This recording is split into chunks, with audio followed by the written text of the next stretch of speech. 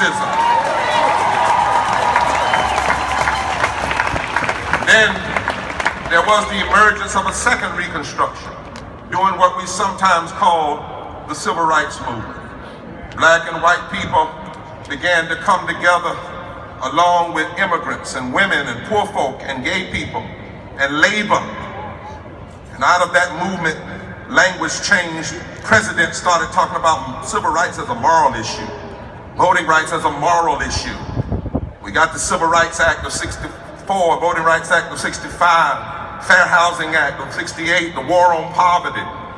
These were the fruits of decades of struggle, expansion of Social Security, minimum wage. And they were waged, these battles, by people who knew they might never see the victory in their own lifetime.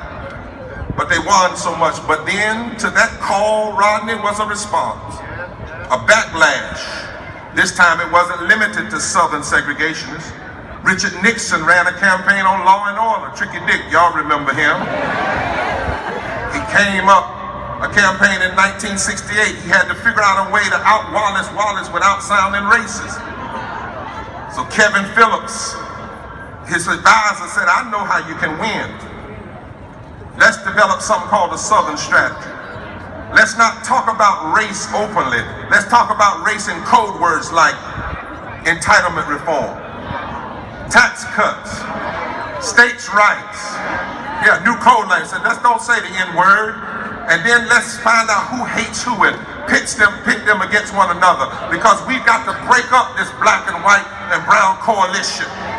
And they used that trickery called the Southern Strategy so that they could lock up the South and lock up some of the Rust Belt and the Wheat Belt and certain suburbs in the North. But they were really after the South, because they knew that if they could cause black and white people to turn from each other rather than turn to each other, then they could control 171 electoral votes with just 13 states.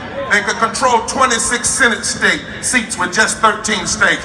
They could control 31% of the United States House of Representatives with just 13 states. They could control 13 governors and 13 legislatures. And they knew if they could divide and conquer, they could break the second Reconstruction. And Dr. Painter says, in this moment, my brothers and sisters, we must be as wise as serpents. Well, actually, Jesus said that, and harmless as doves. But Sister Painter says we got to understand this moment in the context of an election and re-election of a president who was black, with a wife who was black, with a daughter who was black, who had pajama parties in a White House built by slaves. And you've got to understand that we're in a period of reclamation and response. And by the way, the motto of the Southern Strategy was, we got to take our country back and make it great again. It began the moment President Obama broke through in the South. They wanted him to be a one-term president. They refused to govern. They let the lie go forward about birtherism. They called him a lie on the congressional floor. Countless visual stereotypes. And what Ms. Painter says, if we don't get this, we miss what's really going on in this moment. Without Barack Obama, there is no Donald Trump. Trump is obviously unsuited for the job of President of the United States. But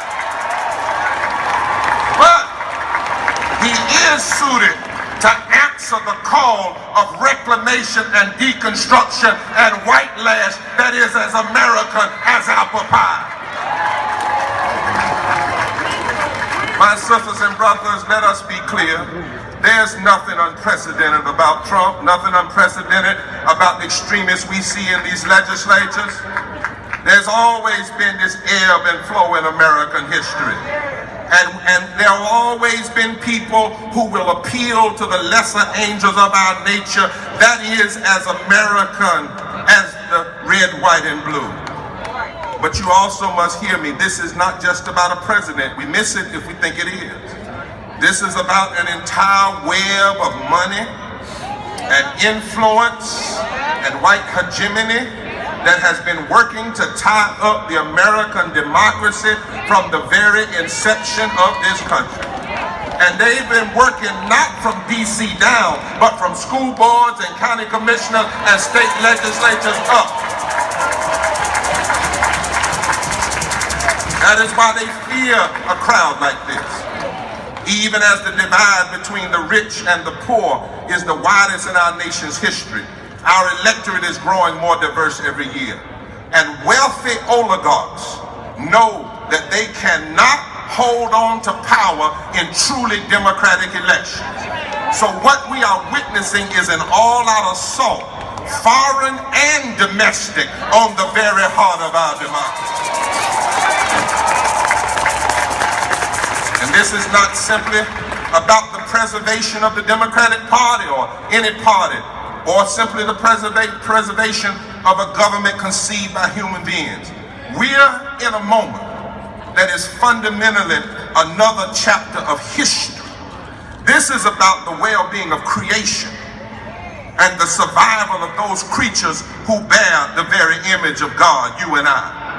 We live in a moment when millions desperately need a government and a society with a heart.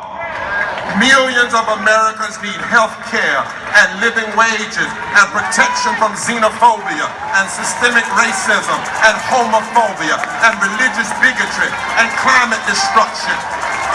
This is about our humanity.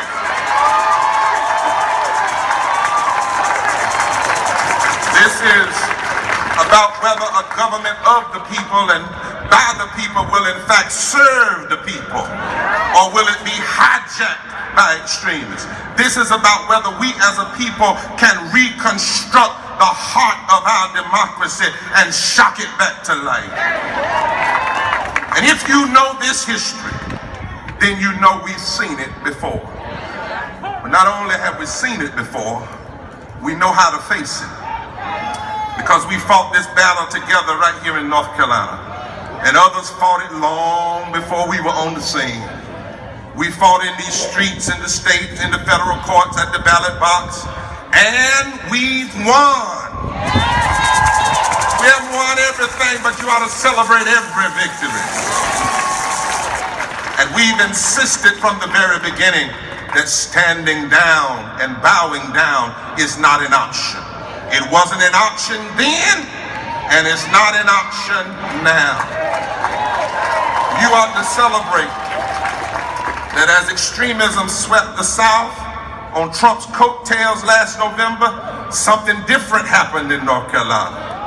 When all the votes were counted and extremists had to move out of the governor's mansion.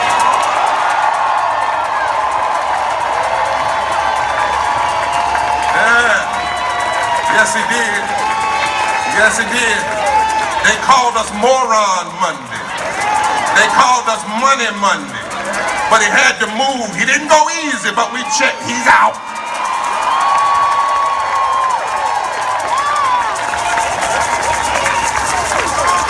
And not only that, the race you ought to pay attention to is that in the South, an African-American judge won 76 counties. He won by 350,000 votes in the South. He won by 100,000 more votes than Trump in the South. Something is happening here that the nation can learn from. And not only that, the federal court declared that the North Carolina Republican suppression law was unconstitutional, and they ordered that this year we have to have a special election because we've got an unconstitutionally constituted General Assembly because of racially gerrymandered, unconstitutional districts. And you know why you won?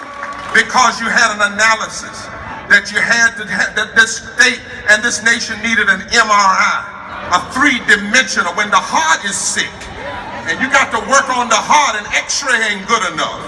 That's just two-dimensional. You need to see the front of the heart and the side of the heart and the back of the heart. And in our movement, we had an MRI we knew that in order to turn things around, we needed to focus on morals and values, racism and discrimination, income and economic injustice, and pull everybody together. But we also knew that you can't come quick and quit. You got to stick and stay. In reality, we learned a lesson that was taught in the scriptures nearly 3,000 years ago. And when you face domination and extremism, story teaches us in the Bible, y'all don't mind if I talk from the Bible a minute, do you? That we got to remember, says this story, who we are, whose we are, and keep perspective in the struggle. And we've got to get our marching orders for daily operations of resistance, not just one rally of resistance. And let me remind you, that story was about 3 Hebrew boys. They called them Shadrach, Meshach, and Abednego. That actually wasn't their name, that was their slave name. But it didn't matter what somebody calls you. What matters is what you answer to. Now, these boys were millennials. Where are all the millennials out there?